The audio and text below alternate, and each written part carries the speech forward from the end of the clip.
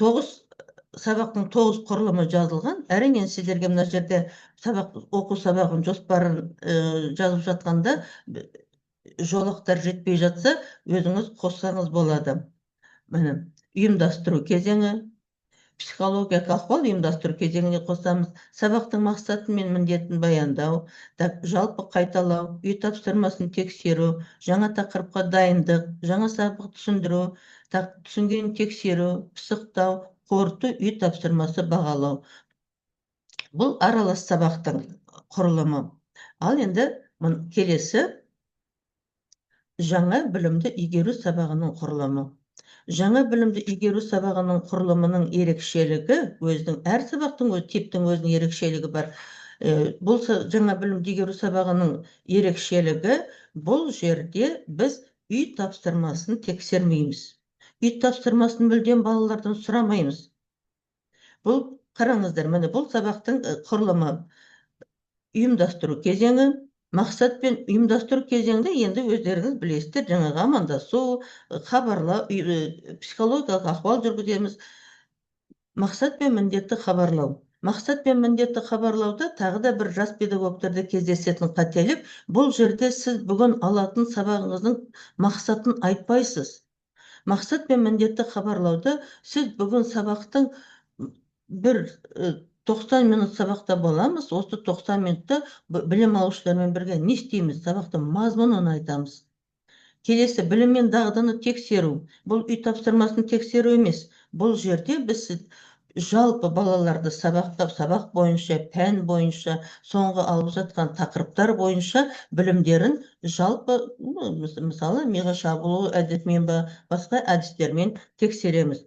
Жаңа тақырыпқа дайындық, мотивация дейміз ғой. Жаңа тақырыпқа дайындықта енді жас педагог оқытушыларға айтарым, бұл жерде бірде, мысалы, бүгінгі біздің сабағымыздың тақырыбы мынандай деп айтып қойсаңыздар, онда балаларға ол қызық болмай қалады.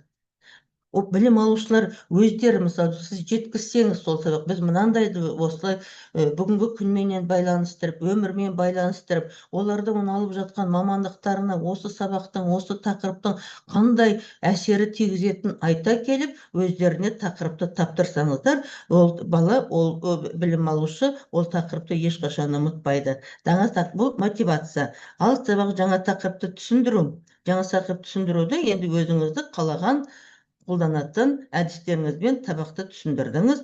Одан міндетті түрде түсіндіріп болғаннан кейін, өзіңіз түсіндіріп болғаннан кейін, міндетті түрде білім алушылардың сабақты қалай түсінді, осыны тексеру керек.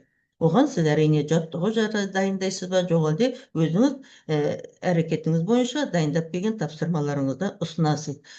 Білім алушылардың түсінген тексеріп болғаннан кейін бекіту кезеңі. Осы бүгінгі тақырыпты студентіңіз қалай түсінді, міндетті түрде сабақты тақырыпты бекіту керек. Бекіттіңіз, түсінгеніңізге көз жеткіздіңіз, одан кейін барып үй тапсырмасыменен бағалауға кірісесіз. Ал енді қазір осы тақырыпты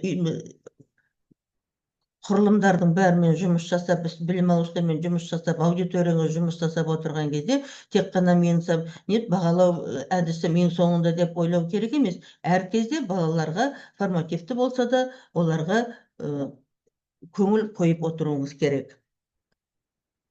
Мынау жерде міне дайын шаблон. Бұл шаблон арнайы жаңа білімді игеру сабағына дайындалған шаблон. Осы шаблон бойынша сіз өзіңіздің сабағыңыз тақырыбыңызға жаңа білімді игеру болатын болса, осы шаблонға салып оқу сабақ жоспары жазсаңыз болады. Келесі, қайталау сабағының құрылымы. Міне қайталау сабағының құрылымы: ұйымдастыру, сабақты хабарлау, білімді тексеру, материалды пысықтау және қорыту құрылымдары бар. Қайталау сабағының ерекшелігі, әр типтің өзінің ерекшелігі бар. Бұл қайталау сабағының ерекшелігі, бұл жерде жаңа тақырып берілмейді. Арнайы кеше берілген, алдыңғы сабақта берілген үй тапсырмасы тексерілмейді. Бұл қайталау сабағы жалпы тарауды қайталауға ұсынылады. Осы қайталау сабағының құрылымына қарай, міне қайталау сабағының шаблонын сіздерге ұсынып отырмын. Осы қайталау сабағының құрылымына қарай жоғарыда айтқан жаңағы білімді бағалау және жалпы қорытынды сабағы да осы қайталау сабағының нұсқасы бойынша, осы шаблон бойынша жазылады. Келесі, бекіту іскерлік пен дағдыны қалыптастыру сабағының құрылымы.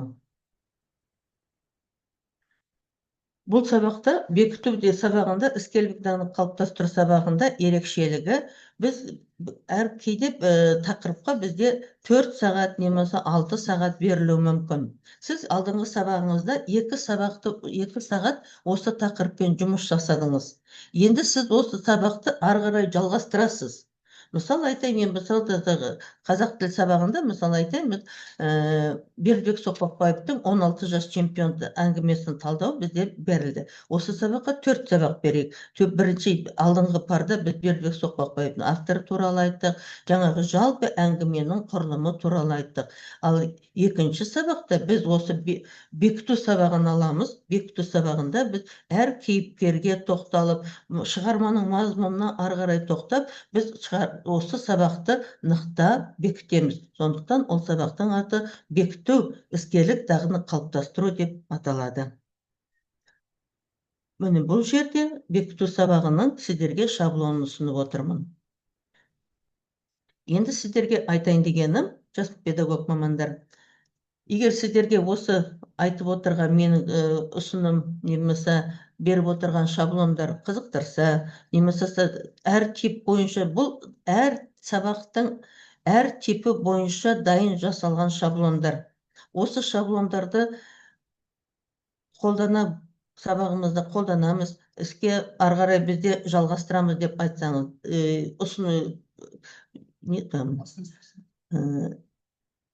қалауларыңыз болса, біз сіздерменен бөлісуге дайынбыз. Жас педагог мамандар, педагог қызметін таңдаған екенсіз, сіздер ешқашан үйренуден де, үйретуден де жалықпаңыздар. Сұрақтарыңыз болса, сіздерге тыңдап тұрмын. Назарларыңызға рахмет. Бұл сабақтың типтері. Бұл сабақтың типтері бұрыннан келе жатқан, қалыптасқан сабақтар. Қазір кейде қарасақ, оқу сабағы жоспарларын кейде қарағанда шатасып кетеді. Сосын осы тақырыпты таңдадым. Рахмет назарларыңызға. Это для этого, что ли? Рахмет, Айша Кембековна. Ау. Рахмет, сізге де рахмет. Жақсы, рахмет сіздерге тыңдап отырғандарыңызға. Сұрақтарыңыз болса, жауап беруге дайынбыз.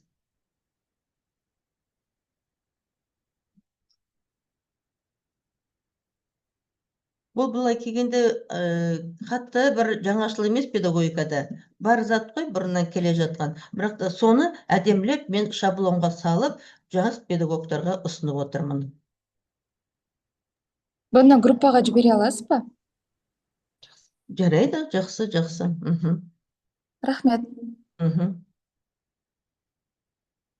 Сұрақтарыңыз бар ма? Жақсы, рахмет сіздерге. Сау болыңыздар. Сау болыңыздар.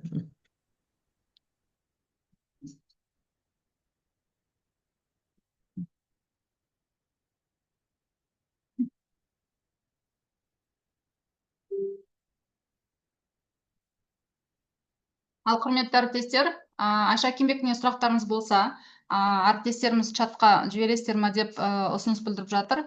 Сіздерге чатқа жіберілетін болады. Тыңдап тұрмыз, сұрақтарыңыз болса. Сұрақтарыңыз жоқ болса, онда вебинарымызды аяқтайық. Айша Кембековнаның телефонын жібереміз чатқа. Сол жерден ол кісімен хабарласып, кері байланысқа шықсаңыздар болады тағы да.